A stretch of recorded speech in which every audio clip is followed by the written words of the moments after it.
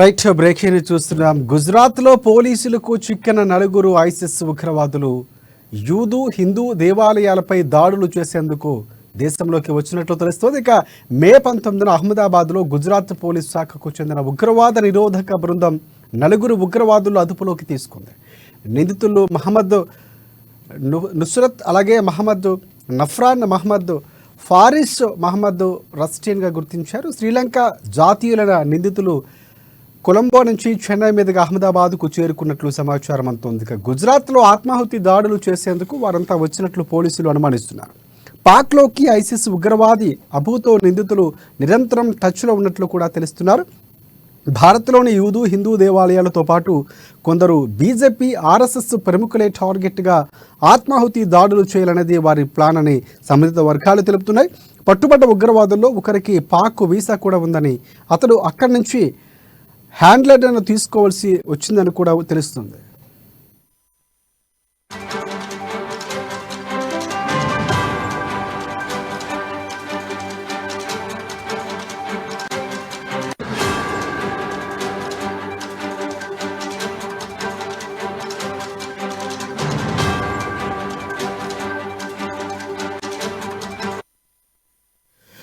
Right breaking చూస్తున్నాం. గుజరాత్లో పోలీసులకు చిక్కిన నలుగురు ఐసిస్ ఉగ్రవాదులు యూదు హిందూ దేవాలయాలపై దాడులు చేసేందుకు దేశంలోకి వచ్చినట్లు తెలుస్తోంది.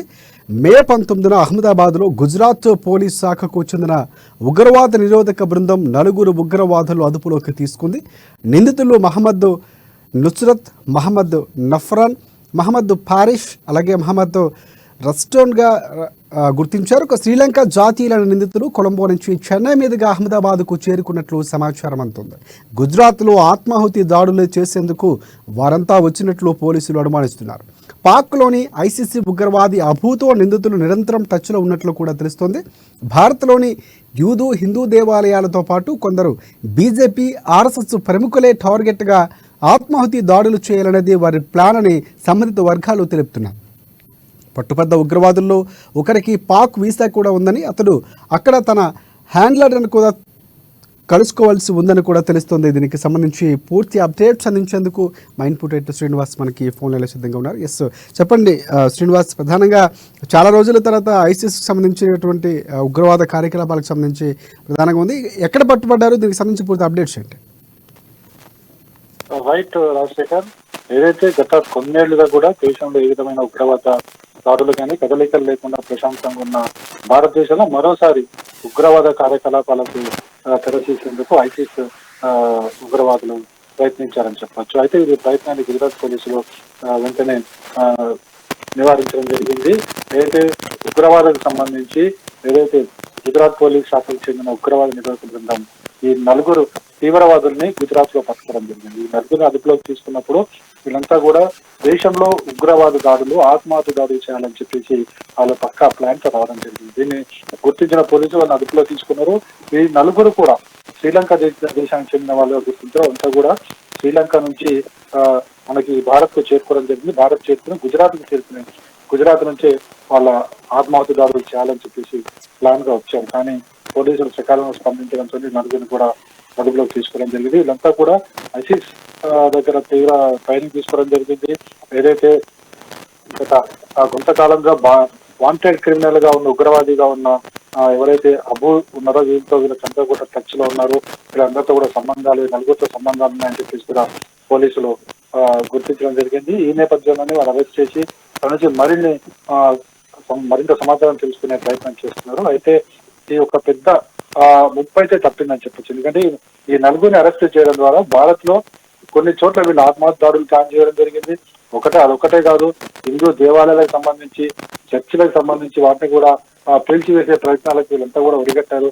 వీరి ప్లాన్ అంతా కూడా ఆదిలోనే పోలీసులు నిరోధించడం జరిగింది. వీళ్ళు ఒకటే కాదు, వీళ్ళు ఏదైతే హిందూ సంస్థలు ఎవరైతే ఉన్నారో హిందూ సంస్థలకు సంబంధించిన కొంతమంది వ్యక్తులను కూడా టార్గెట్ గా చేసుకున్నారని చెప్పి కూడా పోలీసు విచారణలో తేలింది. మొత్తానికైతే ఈ నలుగురు అరెస్టులు దేశంలో ఆత్మాహుతి దాడులు, మరోసారి ఉగ్రవాద కార్యకలాపాలకు జరిగే ఒక హింసని గుజరాత్ పోలీసులు ఎవరైతే వీళ్ళున్నారో వీళ్ళంతా కూడా నిరోధించడం జరిగిందని మాత్రం మనం చెప్పొచ్చు రాజశేఖర్. రైట్ రైట్ అంటే దీనికి సంబంధించి లింక్స్ అంటే ఎప్పటి నుంచి ఉన్నారు, వారికి సంబంధించిన ఇక్కడ ఎవరు వారికి సమాచారాన్ని చేరవేస్తున్నారు, ఇవన్నింటిని కూడా ఖచ్చితంగా దర్యాప్తు చేసే అవకాశం ఉంది. ఇక ఇంకొకటి ప్రధానంగా అంటే ఎన్ఐఏకి సంబంధించి ఇక్కడ ఏపీలో కూడా అనంతపురం జిల్లా రాయదుర్గంలో ఒక రిటైర్డ్ హెడ్ మాస్టర్కి సంబంధించి అబ్దుల్ ఇంట్లో సోదాలు చేసినట్టు కూడా మనకు తెలుస్తుంది. సో ఇలాంటి వీటిపై ప్రధానంగా ఈ టైంలో బయటికి రావటం, సో పూర్తిగా ఇంటెలిజెన్స్ సరిగ్గా పనిచేస్తుంది, అందుకే సమాచారం వస్తుంది అనుకోవచ్చు మనం. రైట్ రాజశేఖర్, ఇక్కడ మనం ప్రధానంగా చూడాల్సింది దేశంలో దేశవ్యాప్తంగా సార్వత్రిక ఎన్నికలు కొనసాగుతున్నాయి. ఈ నేపథ్యంలో పోలీసులంతా కూడా అలర్ట్ గా ఉంటారు. ఎక్కడికక్కడ ముందుగా ఏంటంటే ఎన్నికలు సజావుగా నిర్వహించాలి కాబట్టి ఆ బిజీ షెడ్యూల్ లో ఉంటారు. దీన్ని అదునుగా చూసుకుని ఉగ్రవాదులు తమ కార్యకలాపాలు కొనసాగించాలని ఒక ప్లాన్ తో వచ్చినట్లు కూడా తెలుస్తుంది. అందులో భాగంగానే ఈ ఉగ్రవాద దాడులకు సంబంధించి పూర్తిగా ఒక ప్లాన్ వేసుకోవడం జరిగింది. ఇక ఆంధ్రప్రదేశ్ సంబంధించి అనంతపూర్ లో ఈరోజు ఉదయం ఎన్ఐఏ ఏజెన్సీకి సంబంధించిన వాళ్ళు కూడా అనంతపురం రాయదుర్గంలో సంబంధించి ఒక హెడ్ మాస్టర్ ఇంట్లో కూడా వాళ్ళు తనిఖీలు నిర్వహించారు. ఆ హెడ్ మాస్టర్ తో పాటు వారి కుటుంబ సభ్యులు ఎవరు గత కొంతకాలంలో కనిపించట్లేదు. వీళ్ళంతా కూడా ఉగ్రవాద సంస్థతో లింకులు ఉన్నాయని చెప్పి తెలుసుండే ఈ ఎన్ఐఏ సంస్థకు సంబంధించిన ఏజెన్సీ వాళ్ళు ఇక్కడ దాడులు నిర్వహించడం జరిగింది. ఇప్పటివరకు ఎవరు దొరకలేదు, వాళ్ళంతా కూడా ఇప్పటికీ కనిపించిన పరిస్థితి కనిపిస్తుంది. సో వీళ్ళంతా కూడా ఈ ఉగ్రవాద సంస్థలకు పనిచేస్తున్నారు, ఉగ్రవాద సంస్థలు మద్దతుగా ఉన్నారు, వారి సానుభూతి పరులుగా ఇక దేశంలో హింసను ప్రేరేపించేందుకు, దాడులు జరిపేందుకు కూడా వాళ్ళు సిద్ధపడుతున్నారని చెప్పేసి అనే సమాచారం మేరకే ఎన్ఐఏ పోలీసులు కానీ అటు గుజరాత్ కి సంబంధించిన ఎవరైతే ఈ నిరోధక చట్టం సంబంధించిన వాళ్ళు ఉన్నారో వాళ్ళంతా కూడా ఈ దాడులు చేస్తున్నారని చెప్పొచ్చు. Rajasekhar, right right, thanks for updates Srinivas.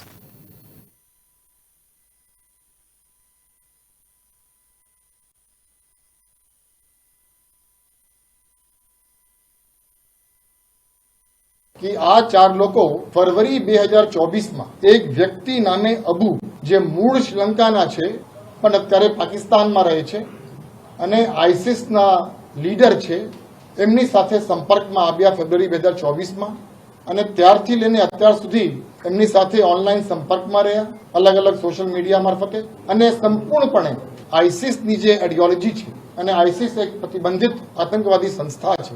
આ પ્રતિબંધિત આતંકવાદી સંસ્થાના આઈડિયોલોજીથી સંપૂર્ણપણે એ લોકો રેડિકલાઇઝ થઈ ગયા હતા અને રેડિકલાઇઝ થયા પછી આ પાકિસ્તાનના રહેવાસી અબુએ આ 4 લોકોને ભારતમાં કોઈ પણ જગ્યા આતંકવાદનું કૃત્ય કરવા માટે પ્રોત્સાહન આપ્યું, જે માટે એ લોકો એગ્રી પણ થયા અને એટલા હદે એ લોકો રેડિકલાઇઝ થઈ ગયા હતા કે એમાંથી અમુક લોકો તો સુસાઇડ બોમ્બિંગ કરવા માટે પણ તૈયારી દર્શાવી હતી. આ સમગ્ર કામગીરી કરવા માટે પાકિસ્તાન સ્થિત અબુ તેમને શ્રીલંકન કરન્સીમાં 4 લાખ રૂપિયા પણ આપ્યા.